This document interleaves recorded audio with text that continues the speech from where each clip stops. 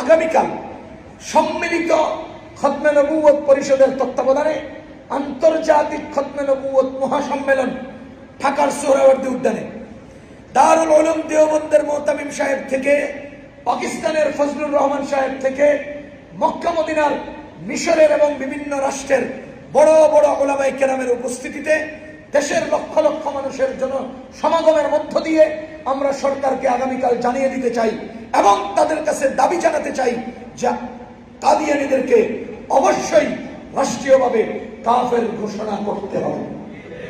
আগামী শনিবার বাংলাদেশের দলমত নির্বিশেষে রাসূল সাল্লাল্লাহু আলাইহি ওয়াসাল্লামের উম্মাহ তাওহীদ এবং রিসালাতে আমরা বিশ্বাসী যারা আছি সকলকে ঢাকার ঐতিহাসিক সোহরাওয়ার্দী উদ্যানের খতমে নবুয়ত সম্মেলনে অংশগ্রহণের আহ্বান করছি।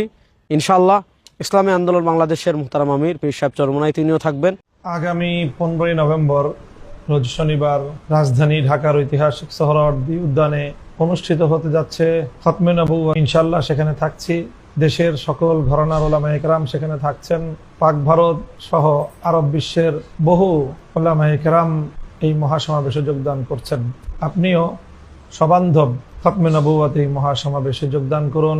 সম্মিলিত খতমে নবুয়ত পরিষদের উদ্যোগে আয়োজিত এই মহাসমাবেশ বাংলাদেশের নবী প্রেমের আন্দোলনে অন্যতম একটি মাইল ফলক হয়ে থাকবে, সেই প্রত্যাশা আমরা ব্যক্ত